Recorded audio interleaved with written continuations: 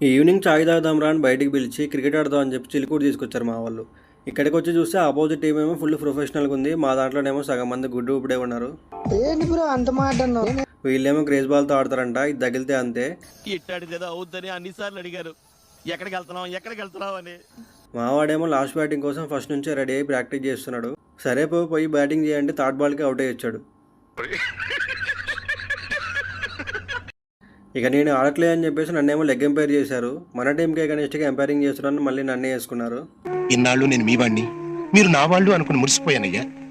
Night 10కి మొదలు పెడితే మార్నింగ్ 2:30 వరకు అయితే ఆడారనమాట. Each side 22 overs, total 44 overs. ప్రతిసారి మేమే గెలిస్తే ఆపోజిట్ టీం వాళ్ళు ఫీల్ అవుతారు, మళ్ళీ ఆడడానికి రారని చెప్పేసి ఈసారి కూడా వాళ్ళనే గెలవనిచ్చామన్నమాట.